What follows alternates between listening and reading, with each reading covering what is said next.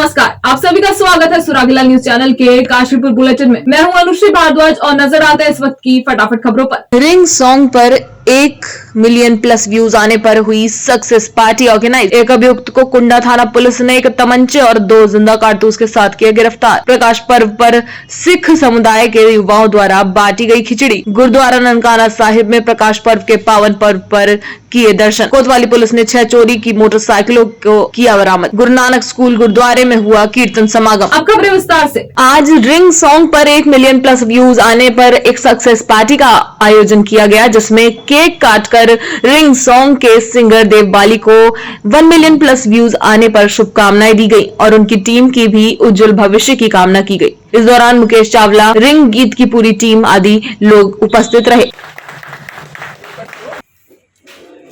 Song है ring ring and इस song में आप लोगों का बहुत ज़्यादा प्यार मिला है, जिसकी वजह से अभी ये गाना 1 मिलियन व्यूज़ क्रॉस कर चुका है एंड आई गेस आगे भी आप लोग ऐसे ही प्यार देते रहेंगे।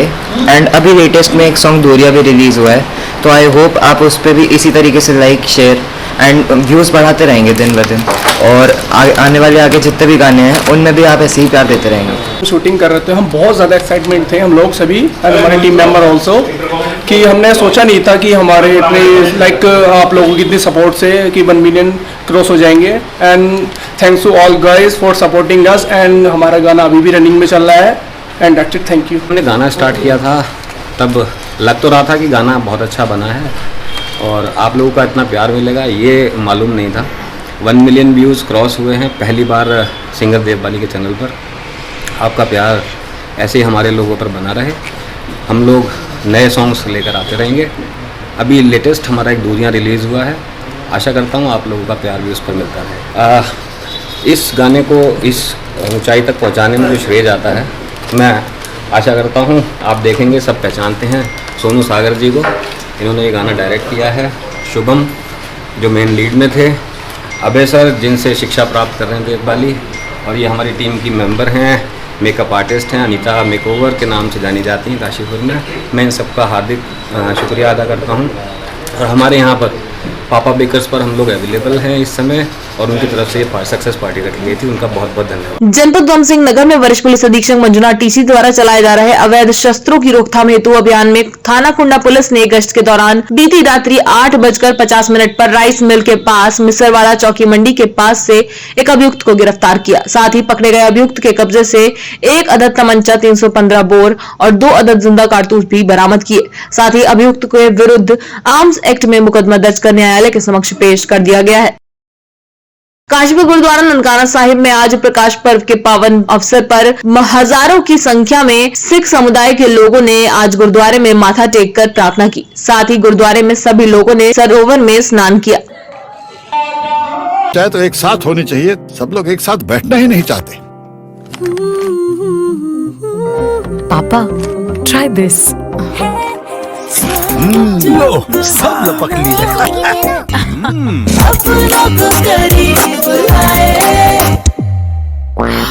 ये क्या हाल कर दिया है रूम का? बस कल से चाय मेरे रूम में। देवर पान नमकीन। काशीपुर कोतवाली क्षेत्र में मोटरसाइकिल चोरों पर लगातार पुलिस शिकंजा कस रही है। इसी कड़ी में आज कोतवाली पुलिस ने 6 मोटरसाइकिलों को सीसीटीवी कैमरों को खंगाला और बीती रात्रि में 3 अभियुक्तों को गिरफ्तार किया। साथ ही पकड़े गए तीनों अभियुक्तों के विरुद्ध विभिन्न धाराओं में मुकदमा दर्ज कर न्यायालय के समक्ष पेश कर दिया है। काफ़ी टाइम से हमारी कोतवाली काशीपुर क्षेत्र में मोटरसाइकिल चोरी होने की कई सारे एफआईआर हमारे पंजीकृत हुई थी। इसी क्रम में हमने चौकी इंचार्ज नवीन बुधानी के नेतृत्व में एक टीम का गठन किया था। तो उनके द्वारा हमारे थाने में 3 मोटरसाइकिल चोरों को गिरफ्तार किया गया है, जिनके कब्जे से 6 मोटरसाइकिलें बरामद हुई हैं, जिनमें से 2 मोटरसाइकिलें हमारे मुकदमे से संबंधित हैं और अन्य जो 4 मोटरसाइकिलें हैं उनके लिए हम प्रयास कर रहे हैं कि किस थानों से वो चोरियां हुई हैं। चाहे तो एक साथ होनी चाहिए, सब लोग एक साथ बैठना ही नहीं चाहते। पापा, ट्राई दिस। लो, सब लपक लीजिए।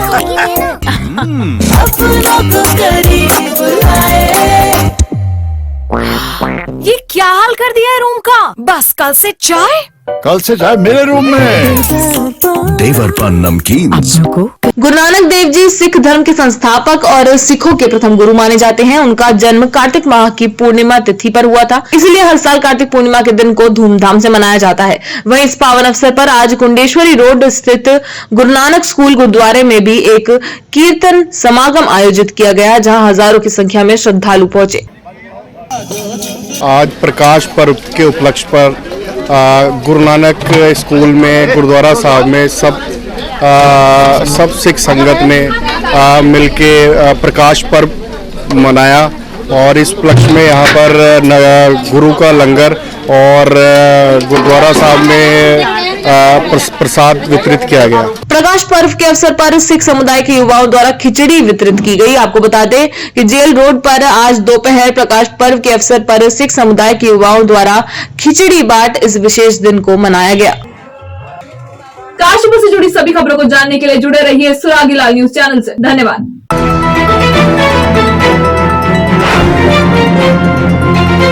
चाय तो एक साथ होनी चाहिए, सब लोग एक साथ बैठना ही नहीं चाहते।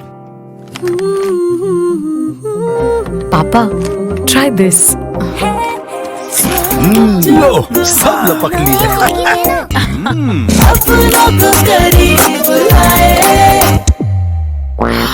ये क्या हाल कर दिया है रूम का? बस कल से चाय। कल से चाय मेरे रूम में। देवर पान नमकीन। नमस्कार, आप सभी का स्वागत है सुरागीलाल न्यूज चैनल के प्रदेश बुलेटिन में। मैं हूं अनुश्री भारद्वाज और नजर आते हैं इस वक्त की फटाफट खबरों पर। उपनेता प्रतिपक्ष भुवन कापड़ी ने कहा, जब तक नहीं निकलते टनल में फंसे मजदूर तब तक ना हो ग्लोबल इन्वेस्टर समिट। उपनेता प्रतिपक्ष भुवन कापड़ी ने राज्य सरकार पर लगाए गंभीर आरोप। पूर्व मुख्यमंत्री ने दिया सलक्यारा टनल में फंसे मजदूरों के रेस्क्यू ऑपरेशन पर बयान। धारदार हथियार से हुई युवक की हत्या। ब्लॉक स्थित सभागार से भारत संकल्प यात्रा की हुई शुरुआत। अब खबरें विस्तार से। उपनेता प्रतिपक्ष भुवन कापड़ी ने कहा कि जब तक टनल में फंसे 41 मजदूरों को बाहर नहीं निकाला जाता तब तक उत्तराखंड सरकार को ग्लोबल इन्वेस्टर समिट नहीं करनी चाहिए। साथ ही उन्होंने यह भी कहा कि इससे उद्यमियों के मन में एक गलत संदेश जाएगा और उद्यमी उत्तराखंड में अपना उद्योग स्थापित नहीं करेंगे। संवाददाता सुनील राज की रिपोर्ट। देखिए, हम अपने राज्य में इन्वेस्टर्स को बुला रहे हैं कि आप आइए और यहाँ इन्वेस्ट कीजिए। जब वो यहाँ आएगा और इस घटना का पता चलेगा कि भाई 16 दिन से 20 दिन से जो श्रमिक वहां फंसे हुए हैं, सरकार उनको सुरक्षा नहीं दे पा रही है, तो क्या कोई बात ऐसी उत्तराखंड में हो जाए जब हम निवेश करेंगे तो हम सुरक्षित हैं? ये प्रश्न भी उनके मन में आएगा। इसमें अब मैं बहुत ज्यादा तो नहीं बोल सकता कि सरकार क्या करती क्या नहीं करती, लेकिन सबसे पहले उन 41 लोगों की जान बचाने के लिए प्रयास करने चाहिए, बाकी चीजें सब बाद में। मैंने कहा ना कि जब जब मौका मिलता है कांग्रेस को, तो कांग्रेस के युवराज अपने देश की जो पॉलिसीज हैं उस पर डिस्कस करने विदेशों में जाते हैं। ऐसे ही कांग्रेस के जो प्रदेश के नेता हैं वो अपने राज्य की बातें बाहर करते रहते हैं, बदनाम करने का काम करते रहते हैं। हमने देखा होगा कि जोशीमठ की आपदा आई तो कांग्रेस तमाम विपक्षी दल कह रहे थे कि आज जोशीमठ समाप्त हो जाएगा, कल समाप्त हो जाएगा। आज सबके सामने जोशीमठ है। तो जब जब मौका मिलता है कांग्रेस के लोग इस प्रकार की बातें करते रहते हैं। आपदा में राजनीति का अवसर तलाशने का काम कांग्रेस के लोगों का है। न उनके पास कोई मुद्दा बचा है, न उनके पास कोई ऐसी चीज बची है कि वो उत्तराखंड राज्य के लोगों के लिए बोल सकें। केवल और केवल अपने राज्य को बदनाम करना, केवल और केवल विरोध के लिए विरोध करने का काम कांग्रेस के लोगों का है। उपनेता प्रतिपक्ष भुवन कापड़ी ने राज्य सरकार पर गंभीर आरोप लगाते हुए कहा कि प्रदेश सरकार ने पहले राज्य के युवाओं का रोजगार बेचा और अब राज्य की भाजपा सरकार की निगाहें जल, जंगल और जमीन बेचने पर टिकी हैं। संवाददाता सुनील राज की रिपोर्ट। एनओसी स्पष्ट रूप से जिसका सब कुछ क्लियर है, सीधे दाबका है, साधु नगर है, उकरौली है, हरिद्वार की नदियां हैं, देहरादून की नदियां हैं, यमुना है, गंगा है। तो जहां उत्तराखंड के लोगों को रोजगार मिल रहा था तो सरकार ने उस रोजगार में भी डाका डालने की तैयारी शुरू कर दी है। और वो काला दिन आज है 27 तारीख कि उत्तराखंड की नदियों को प्राइवेट हाथों में देने जा रही है। उत्तराखंड की नदियों को प्राइवेट हाथों में देकर ये पहली वो सरकार है जो अपने संस्थानों को ही ध्वस्त करने पर लगी हुई है। कुमाऊं मंडल विकास निगम, गढ़वाल मंडल विकास निगम, वन निगम, जो खनन कराते हैं उनके अधिकारों को निजी हाथों में देने की तैयारी है। और इसमें ऐसे नियम बनाए गए हैं कि जिसमें उत्तराखंड के लोगों को लगभग बाहर कर दिया जाएगा। 350 करोड़ की निविदा से शुरुआत है। पहले 15% इन्होंने रखा था, उसका 1 साल का 1 नंबर में उसका होना चाहिए, फिर 10% किया, मतलब 35 करोड़ का टर्नओवर 1 वर्ष का होना चाहिए। ऐसा खनन व्यापारी, ऐसी कंपनी चाहिए। तो इसकी शुरुआत इन्होंने ये करी है कि सरकार ने उत्तराखंड के लोगों को बाहर का रास्ता दिखाना। हल्द्वानी पहुंचे पूर्व मुख्यमंत्री त्रिवेंद्र सिंह रावत ने सलकियारा टनल में फंसे 41 मजदूरों के रेस्क्यू को लेकर कहा कि हमारी सरकार, सेना और टेक्निकल टीम दिन रात मजदूर भाइयों को सुरंग से निकालने के काम में जुटे हैं। साथ ही संभव प्रयास किया जा रहा है और उम्मीद है कि जल्द ही सभी मजदूरों को टनल से सुरक्षित बाहर निकाल लिया जाएगा। संवाददाता दीपक अधिकारी की रिपोर्ट।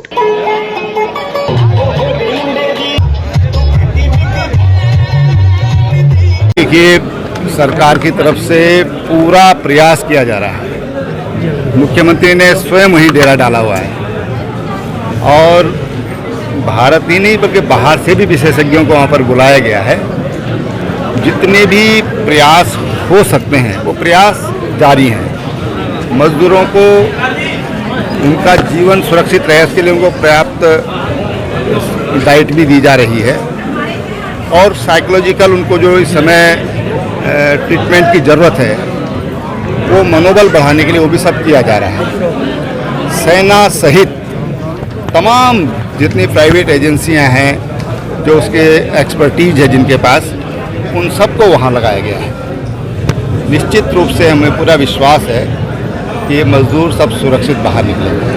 त्रिवेंद्र जी आरोप लगा रहा है कि एक तरफ टनल में मजदूर फंसे, लेकिन मुख्यमंत्री यहाँ शादी के कार्यक्रमों में दिल्ली में इधर उधर व्यस्त हैं, भले ही कैंप डाले हों, लेकिन इस तरह से कार्यक्रम चल रहे हैं। विपक्ष इस पे भी सवाल उठा रहा है। देखो, विपक्ष की जो भूमिका शुरू से है वो विरोध की भूमिका है।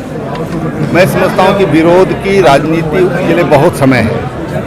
इस समय हमारी कोशिश ये होना चाहिए कि जो लोग वहाँ काम कर रहे हैं, क्योंकि जो अंदर हैं वहाँ तक तो किसी की वॉइस नहीं जा रही है, लेकिन जो बाहर जो लोग काम कर रहे हैं, दिन रात वहाँ पर लगे हुए हैं, उनका मनोबल नहीं तोड़ा जाना चाहिए। चाहे तो एक साथ होनी चाहिए, सब लोग एक साथ बैठना ही नहीं चाहते। पापा, ट्राई दिस। लो, सब लपक लिए।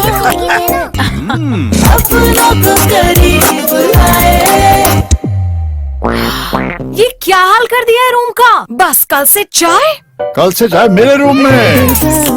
देवर पान नमकीन। हल्द्वानी में हमलावरों ने युवक पर जानलेवा हमला कर दिया, जिसकी इलाज के दौरान मौत हो गई। प्राप्त जानकारी के अनुसार ट्रांसपोर्ट नगर चौकी क्षेत्र में कत्था फैक्ट्री के पास पिता की दुकान संभाल रहे 30 वर्षीय अमित कश्यप पर अचानक अज्ञात लोगों द्वारा धारदार हथियार से हमला कर दिया गया, जिसके बाद आरोपी मौके से फरार हो गए। वहीं सूचना पर पहुंचे परिजनों ने आनन फानन में बेहद गंभीर अवस्था में घायल युवक को अस्पताल में भर्ती कराया, जहां बेहद नाजुक हालत को देखते हुए युवक को वेंटिलेटर पर रखा गया, लेकिन उपचार के दौरान उसकी मौत हो गई। संवाददाता दीपक अधिकारी की रिपोर्ट।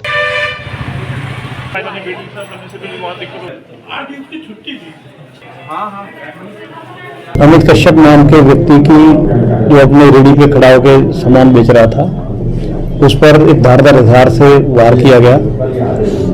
मौके पर उनसे परिजन पहुंचे तो उसको एसटीएच हॉस्पिटल ले गए। एसटीएच हॉस्पिटल में इलाज के दौरान उसकी डेथ हो गई है। इसमें पुलिस हर एंगल से जांच कर रही है, सीसीटीवी फुटेज देखे जा रहे हैं और उसकी पुरानी रंजिश अगर किसी से कोई है तो उसका रिकॉर्ड निकाला जा रहा है। और इसमें हमारी टीमों का गठन कर दिया गया। लगातार हमारी सीसीटीवी वाली टीमें और पूछताछ वाली टीमें काम कर रही हैं। चाहे तो एक साथ होनी चाहिए, सब लोग एक साथ बैठना ही नहीं चाहते। पापा, ट्राई दिस। लो, सब लपक लिए।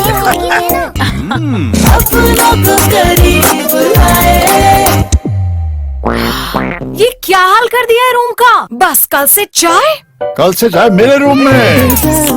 देवर पान नमकीन। हल्द्वानी के ब्लॉक स्थित सभागार से भारत संकल्प यात्रा की शुरुआत की गई। पूरे जिले में 11 स्थान पर इस यात्रा के माध्यम से भारत सरकार व राज्य सरकार की जन कल्याणकारी योजनाओं की जानकारी आम जनता तक पहुंचाई जाएगी। इसके अलावा मौके पर ही योजनाओं का लाभ लेने वाले पात्र लाभार्थियों को उनसे संबंधित योजनाओं का लाभ भी दिया जाएगा। आपको बता दें, हल्द्वानी ब्लॉक से रंगारंग कार्यक्रमों के साथ भारत संकल्प यात्रा की शुरुआत हुई। इस दौरान राज्य मंत्री सुरेश भट्ट और मेयर डॉक्टर जोगेंद्र पाल सिंह रौतेला मौजूद रहे। संवाददाता दीपक अधिकारी की रिपोर्ट।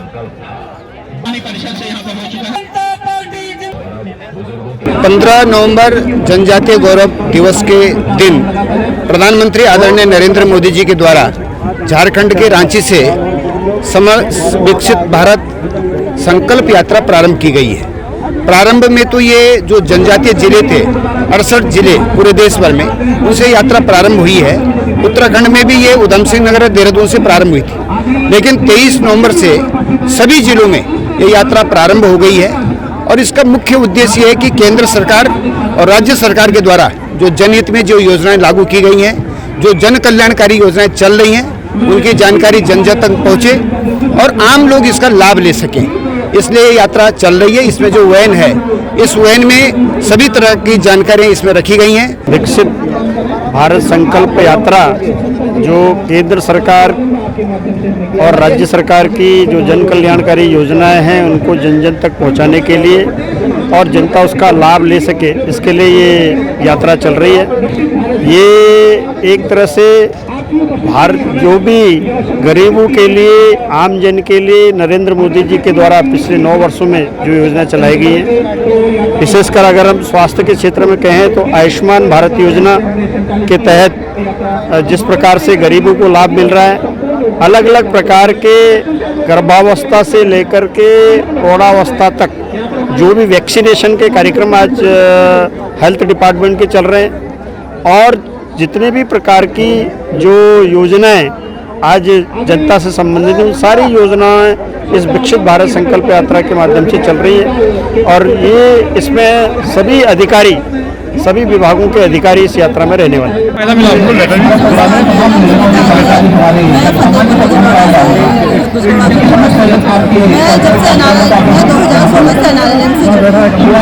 से जुड़ने के बाद हमने अपने हमारा संगठन बना और उसके बाद हमारा तो एनआरएल से जुड़ने के बाद हमें ये है कि अपनी आजीविका चलाने के लिए हमें नई स्कीमों का पता चला है और हमें नए लाभ और इसके तहत मुझे बैंक से जुड़ने का भी सौभाग्य प्राप्त हुआ। मेरा नाम लक्ष्मी देवी है। पहले मैं छोटी झोपड़ी में रहती थी, बजनी हाउस में रहती हूँ। मुझे मकान मिला, आवास मिला मोदी जी से। अब हमारा सही चल रहा, पहले तो बहुत बेकार स्थिति है। तो इसमें आज से हमारे यहाँ ये कार्यक्रम स्टार्ट हो रहा है। हमारे जनपद में 11 ऐसी वैन आई हुई हैं, तो इसमें आज 2 गाड़ियाँ प्राप्त हुई हैं। आज हमने इसका यहाँ से उद्घाटन किया हुआ है। इसमें मेन उद्देश्य है कि भारत सरकार की विभिन्न योजनाओं का जो है ज़्यादा से ज़्यादा इसमें प्रचार प्रसार करना है और लाभार्थियों को संतृप्त करना है। किसी भी स्कीम के जो लाभार्थी हैं मौके पर ही उनको जो सैचुरेट करना है, उनको इस योजना का लाभ दिया जाना है। इसके साथ साथ जो है कुछ हेल्थ कैंप भी लगेंगे, उसमें भी जो है लोगों का जो है चिन्हीकरण किया जाना है। आधार कैंप भी हम लोग लगा रहे हैं और साथ साथ जो लाभार्थी विभिन्न क्षेत्रों में जो अच्छे काम करने वाले लाभार्थियों को प्रोत्साहन भी दिया जाएगा, उनको प्रमाण पत्र भी दिए जाएंगे। आज के लिए बस इतना ही। प्रदेश से जुड़ी सभी खबरों को जानने के लिए जुड़े रहिए सुरागीलाल न्यूज चैनल से। धन्यवाद।